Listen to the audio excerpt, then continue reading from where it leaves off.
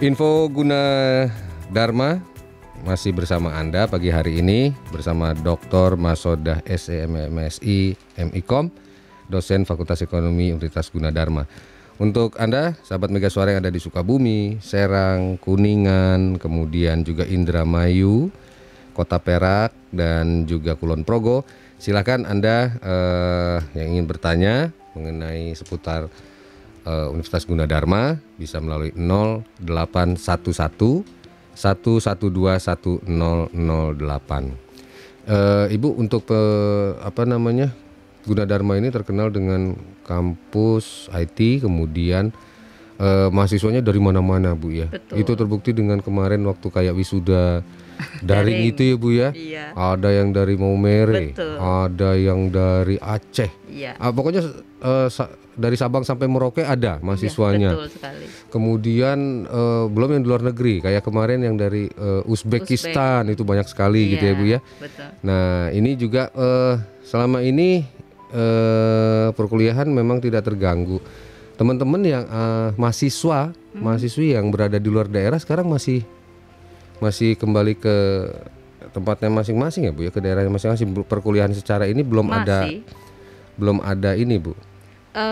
Kan sesuai dengan surat edaran pemerintah ya, bahwa sebenarnya mulai tahun ini diizinkan untuk luring, tetapi untuk kasus-kasus khusus, misalnya kalau mahasiswa harus bimbingan di tingkat terakhir itu kan ada yang harus bimbingan atau ya mereka diizinkan untuk seperti itu. Tapi pada prinsipnya ya Gunadarma terbuka kalau memang akan luring boleh gitu, tapi dengan protokol tentunya, mengikuti protokol. Atau memang daring. Kalau full mau daring ya nggak ada masalah ketika. Jadi proses mahasiswa penyelesaian tingkat akhir tuh kadang-kadang memang harus datang gitu. Ya, ya, betul. ya. Tapi dalam kasus ini tidak menjadi kewajiban, tapi boleh ada, tapi tidak menjadi kewajiban. Ya. Gitu. Kampus benar-benar sepi ya, Bu ya. Enggak juga. Tanpa mahasiswa kan biasanya rame ya, Bu ya. Ya untuk beberapa hari, maksudnya hari-hari tertentu ada aktivitas yang betul. cukup ramai itu untuk. Karena kan memang ada juga mahasiswa yang memang harus datang ke kampus itu yang itu. Tapi untuk hari-hari tertentu juga memang betul sepi gitu.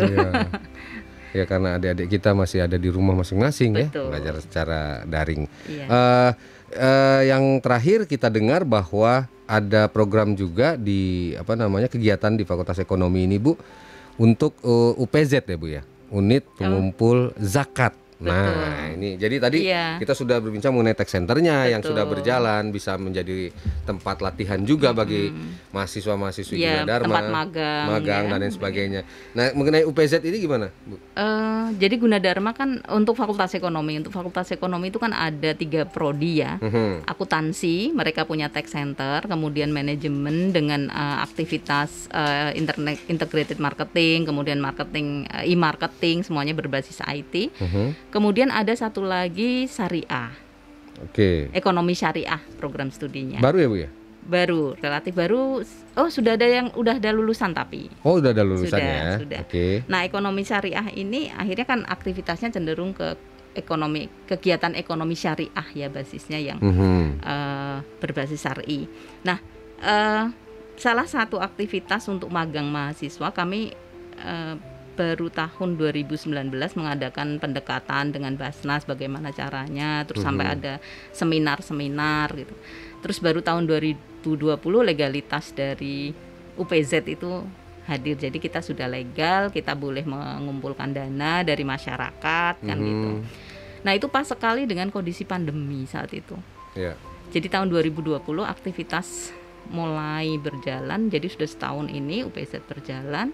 Itu sangat membantu karena satu momen yang saya masih ingat adalah beberapa mahasiswa yang full beasiswa, kan ada beberapa mahasiswa Gunadarma yang full beasiswa terjebak di kos-kosannya, mereka sekelilingnya ada yang kena, ibu kosnya ada yang kena, jadi dia takut sekali gitu ya. Sementara mereka sudah tidak boleh kembali lagi kan waktu itu tidak boleh kembali ke daerah, jadi transportasi dihentikan. Untuk yang mudik nggak boleh, jadi benar-benar selektif waktu itu pemerintah ya untuk protokol kesehatan. Nah itu beberapa mahasiswa terjebak, jadi mereka belum pulang atau tiketnya pas setelah peraturan itu gitu.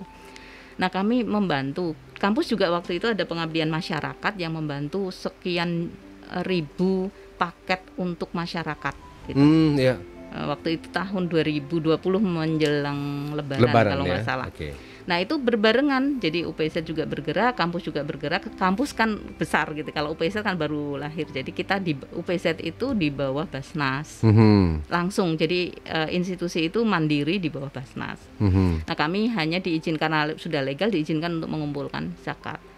Nah manfaatnya adalah diantaranya ada beberapa mahasiswa yang tadi, kalau mahasiswa semua aktivitas di kampus itu kan berbasis IT, jadi ketika kampus mau mengadakan pengabdian masyarakat, siapa yang butuh itu dibuka lewat IT itu, jadi lewat web. Jadi mahasiswa itu ada beberapa yang mendaftar dari kami butuh ya di store sama kampus lokasi itu gitu.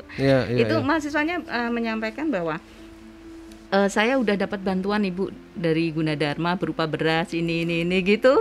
Jadi banyak itu dia foto gitu. Dan kebetulan saya dari UPZ juga memberikan juga santunan ke mereka, kan diizinkan zakat itu boleh untuk pendidikan kan. Jadi itu mereka menjadi kategori seperti itu. Nah ini berdampak. Di antaranya lagi ya dari dana yang terkumpul kita memang harus distribusikan ke masyarakat. Ada yang buat modal, ada yang buat itu. Ini membantu untuk di sekitar kampus tapi ya Bu ya.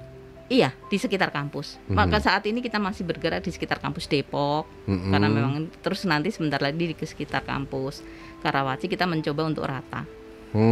Karena kan prosesnya harus fisik ya, kita datang ke sana, kita memberikan gitu. Itu yang dan itu memang satu hal yang menarik di UPZ ini, teknologi fintech kita manfaatkan.